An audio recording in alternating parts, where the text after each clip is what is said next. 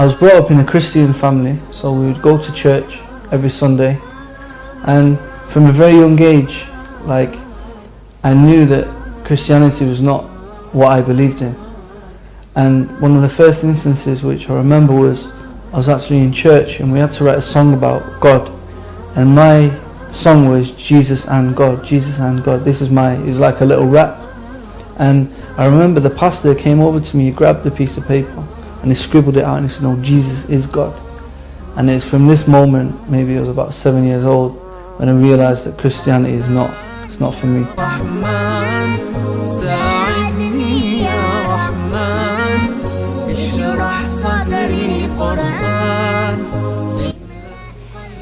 So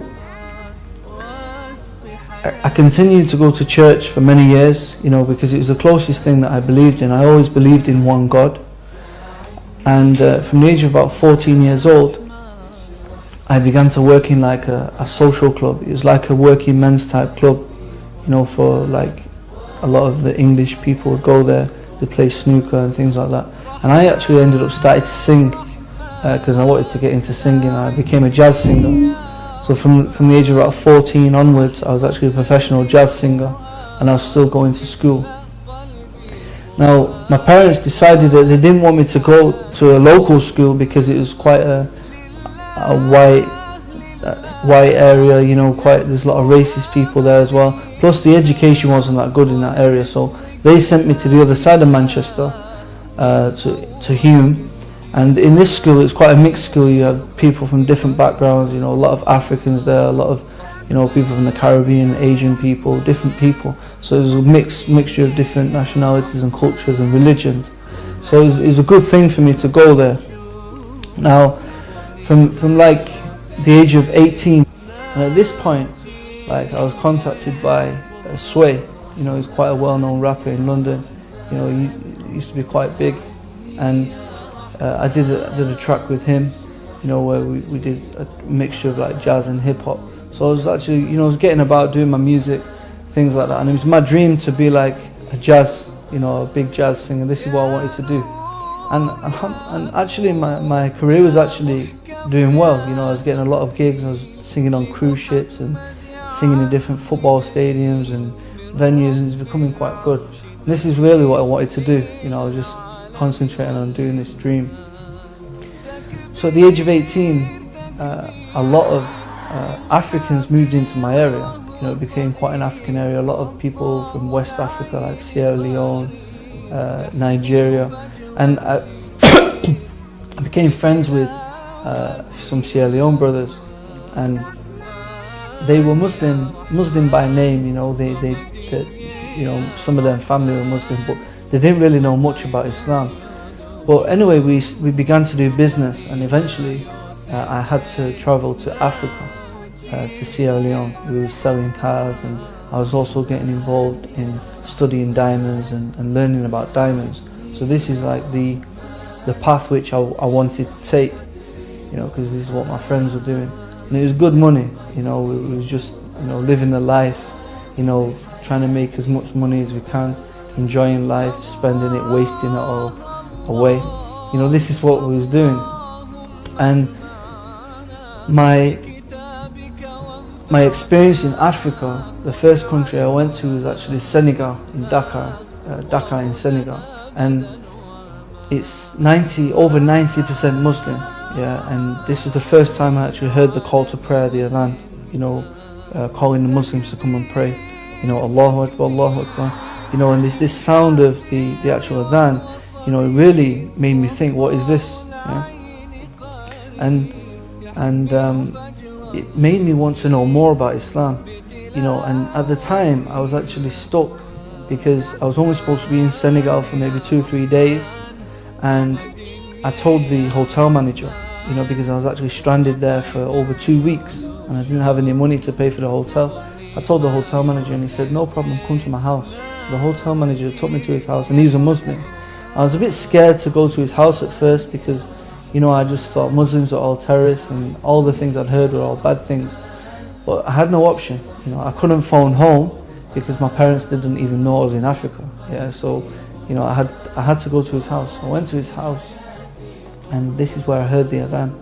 And while I was there, his grandmother died. His grandmother passed away, and she was over 100 years old, and he was crying on the bed. And I remember putting my arm around him and saying, look, you know, she'll go to a better place, you know, just trying to comfort him. And he said, I'm not crying because she died. He said, I'm crying because I wanted you to meet her, because I wanted her to make dua for you, that you would be a Muslim. He said, because she's an old woman and Allah will answer her du'as. And this really touched me, because I thought, the guy is not even upset because she died. Yeah, he's in full belief that she's going somewhere better, which I wasn't, you know, trying to comfort him. You know, and it made me want to know more about Islam. You know, so a lot of misconceptions were cleared up there. So this was like the beginning of me looking into Islam, you know, to start to look just for interest, just because I wanted to know what these Muslims believe, because they're nice people.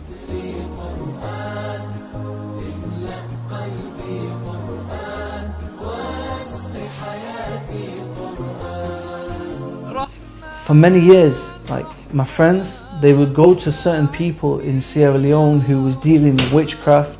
They was dealing, you know, they have different names for it, like juju or voodoo. You know, they'd be involved in these rituals where they would be contacting the unseen world, like the jinn, for help. You know, so they ask the jinn to go and do some things for them, you know, whether it's in business or whatever they're doing for protection, you know, and they was getting involved in this. And this became very real to me, you know, I believed that the world of the jinn existed, you know, because the things I'd witnessed in Africa and even in London, when I was staying with my friends in like South London, like, you know, this is happening, that I believed in it, you know. And when I came back to England, I told my Libyan friend, I told him what I'd witnessed in Africa about all this juju and these, you know, these supernatural things happening. And he said, yeah, in Islam we believe in this, but this is illegal, you know, you're not allowed to do this, you're not allowed to communicate with these things, it's illegal in Islam. And he showed me a lecture by Dr. Bilal Phillips, which explained the world of the jinn. And this actually was the beginning of me actually maybe believing that the Quran might be from that God which I believe in. Yeah, because I've always believed in the one God. But from this point, this was when I was actually questioning, maybe the Quran is from that God, from the God that I believe in. So I started to look more into the Quran.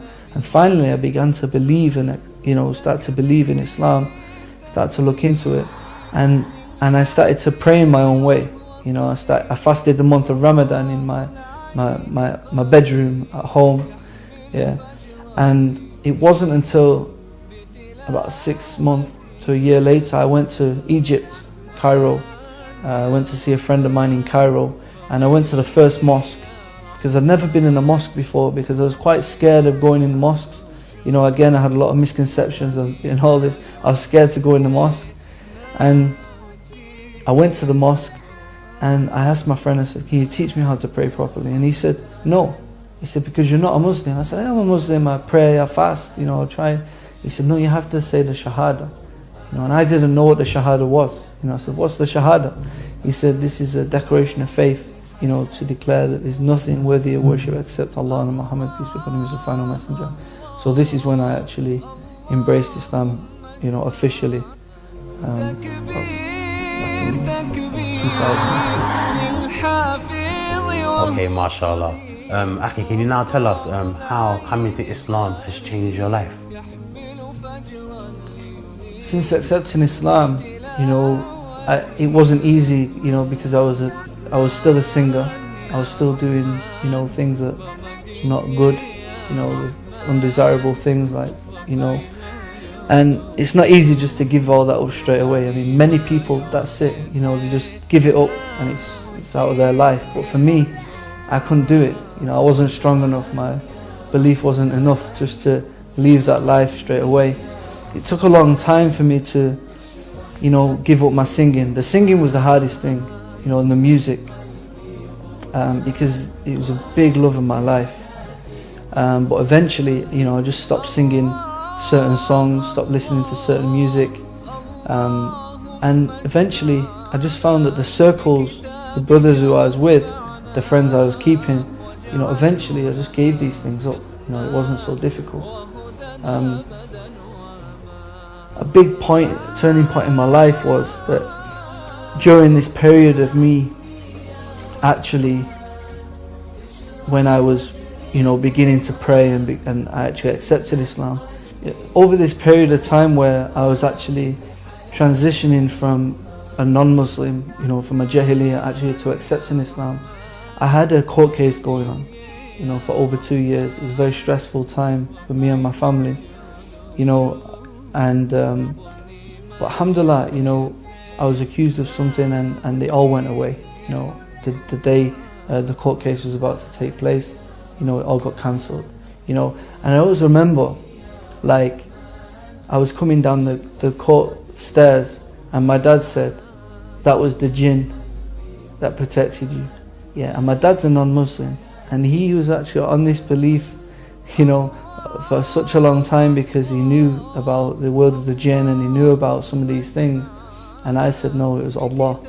I said it was Allah, it was God what protected me, because at this point, I'd actually left these circles which I was involved in, where you're getting caught up in the wrong things, getting accused of the wrong things, and that's what happens ultimately, whether you're innocent or not. If you've got the wrong company, you're gonna get dragged into these things. So this is the importance of Islam, where you are who your friends are. So for me, over this transition period, I just backed off from certain friends, and started to spend more time in the mosque. Especially like Ramadan. You had Ramadan. Spending time with the brothers, spending a lot of time just learning. YouTube helped, there's a lot of lectures and things on there, but it's about just taking time away. You have to distance yourself from certain people and actually move on with your life, but it takes time. It wasn't easy when I first became a Muslim. My parents, they didn't like it, they was worried, they just thought I was becoming a terrorist, but now they acknowledge that I've become a better person. I've seen them been asked many times about me, and they said that I'm definitely a better person now than I was.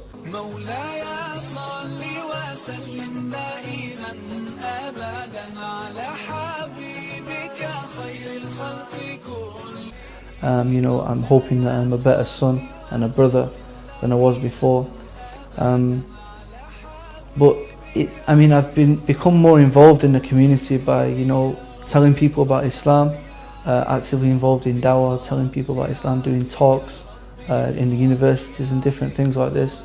And I've also since gone back to Africa, because Africa, I have a big love for Africa, because it's where I first heard the adhan, it's where I first, started to understand the world, the unseen world, and it's also where I took my shahada in Egypt, you see.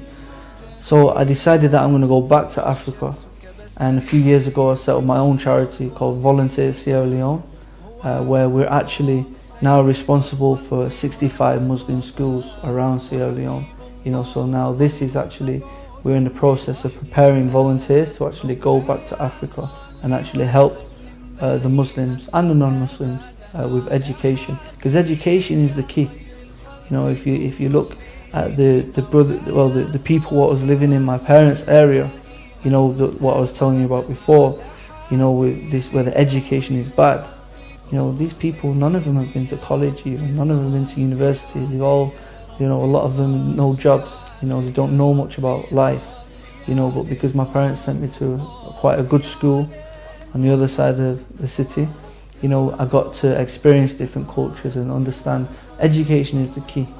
So, it's about giving back to the community, giving back to, Africa, especially for me.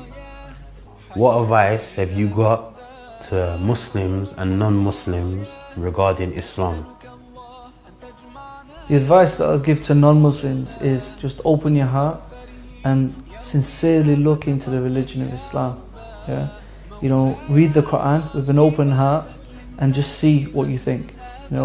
And if you do believe in a one true God, put your head on the floor when you're alone and ask that God, ask the Creator to guide you to the straight way. Put your head on the floor, submit to God and ask Him, if Islam is true, show me. And this is the advice I give to non-Muslims. For the Muslims, the advice would be that I advise the Muslims to actually study and learn more about Islam, but whatever you do know, you have to pass on. Yeah? If you know non-Muslims, if you know Muslims that are not practicing, you have to advise them to actually come back to Islam. And the other advice is to keep up with your salah. This is very important. If you've got the salah, everything else will come, inshallah. I'd just like to say Jazakallah khair. Thank you for Roadside to Islam, for inviting me on the show. Jazakallah khair. Assalamu alaikum.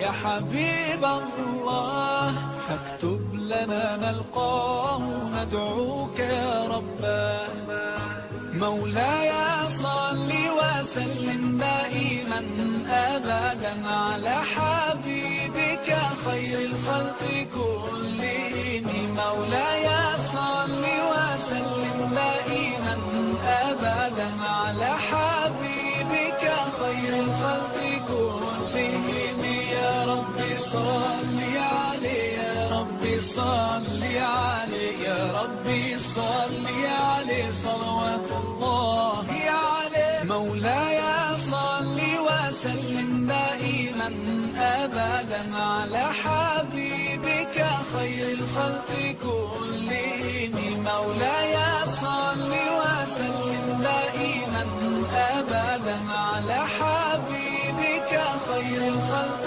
كلهم يا ربي صل عليه يا ربي صل عليه يا ربي صل عليه صلوات